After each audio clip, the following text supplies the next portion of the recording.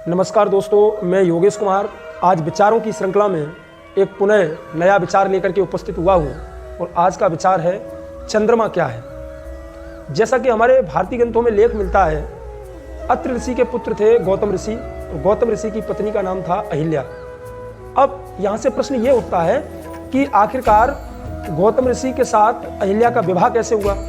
तो ये भी एक लेख मिलता है कि जो अहिल्या थी वो ब्रह्मा की मानस पुत्री थी और वो ब्रह्मांड की सबसे सुंदर स्त्री थी और उन्हें आजीवन यौवन प्राप्त रहने का वरदान भी प्राप्त था।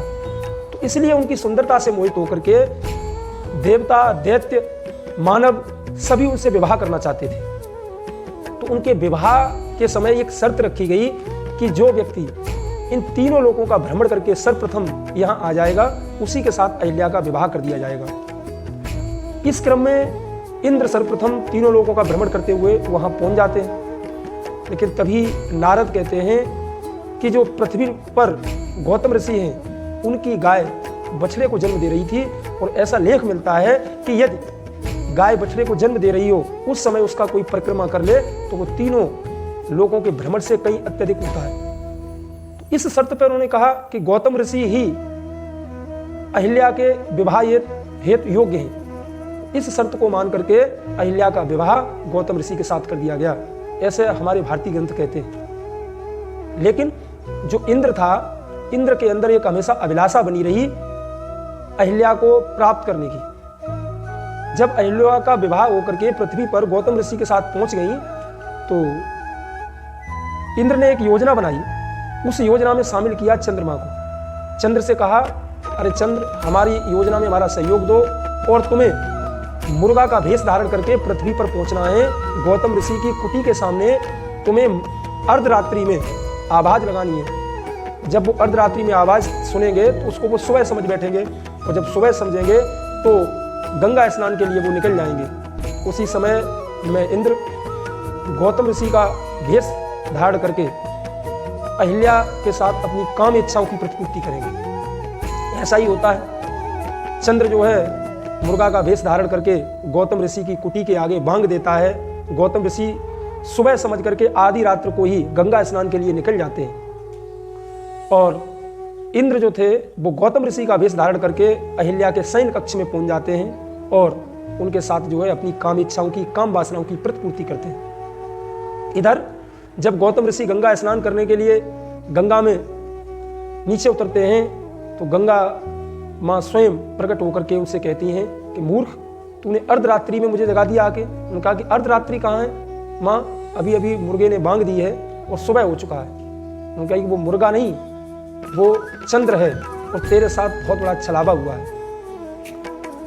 तो इतना सुनकर के वो क्रोधित हो जाते हैं और गंगा माँ बताती हैं कि इंद्र तेरे स्वयं के भेष में तेरी पत्नी अहिल्या के शयन कक्ष में है।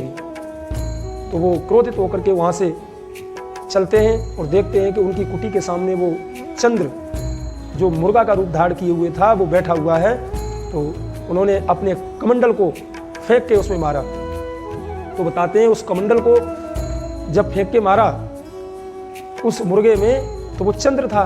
तो उसी वजह से चंद्रमा पर ये काली परछाइयाँ, काले धब्बे बन गए जो आज हम लोग देखते हैं वही दिखाई देते हैं। दूसरा उन्होंने क्या किया कि उन्हें अभिशाप दिया कि तुझ पर राहु केतु की छाया हमेशा बनी रहेगी। उस वजह से लेख मिलता है कि राहु केतु के अभिशाप की वजह से चंद्र ग्रहण पड़ता है। तो दो चीजें निकल के आई, दो पहलू निकल के आए। एक तो उन्होंने कमंडल फेंक के मारा, वस्त्र फेंक के मारे, उस वजह से चंद्रमा पर काली छाया बन गई। दूसरा उन्होंने ये अश्राप दिया कि राहु केतु की काली छाया बनी रहेगी, इसलिए उन पर चंद्र ग्रहण पड़ता है। क्या कभी किसी कथावाचक ने, किसी शास्त्री ने, किसी योग्य वक्ता ने कभी ये बताया कि हकीकत क्या है?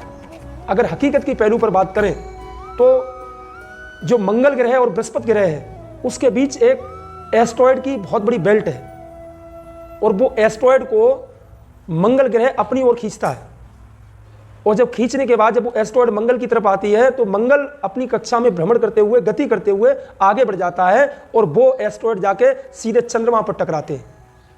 और चंद्रमा पर जब टकराते हैं तो जाकर के बहुत बड़े बड़े गड्ढों को बना देते हैं। इतना विशाल का एस्टेरॉयड होते हैं कि चंद्रमा की सतह पर जब गिरते हैं तो गड्ढे बन जाते हैं और उनके ही वजह से ये जो काली परछाई हमें दिखाई देती है। या तो वो एस्टेरॉयड चंद्रमा पर गिरेंगे और चंद्रमा पर नहीं गिरे तो फिर आकर के पृथ्वी पर गिरते हैं, लेकिन पृथ्वी पर अपना एक वायुमंडल है तो उसके वजह से वो एस्टेरॉयड जो है पूरी तरह से निष्क्रिय हो जाते हैं, जल जाते हैं। अब बात आती है चंद्र ग्रहण की। चंद्र ग्रहण सूर्य से प्रकाश लेता है चंद्रमा, और जब पृथ्वी अवरोध बन जाती है, सूर्य और चंद्र के बीच में आ जाती है, सूर्य का प्रकाश चंद्रमा तक नहीं पहुंच पाता है तो वहां अंधेरा स्थापित हो जाता है, तब चंद्र ग्रहण होता है। क्या कभी किसी कथावाचक ने यह बताने का प्रयास किया? केवल हमारे इस भारतीय समाज को पाखंड, झूठ, अंधविश्वास की तरफ ढकेल दिया। और उसी जब हम ये चर्चा करते हैं, कहीं वैश्विक पटल पर चर्चा करें, कहीं यूरोप में जाके चर्चा करें, कहीं अमेरिका में जाके चर्चा करें, तो क्या वो लोग हमें हंसी का पात्र नहीं मानेंगे, हमें हास्य का पात्र नहीं मानेंगे?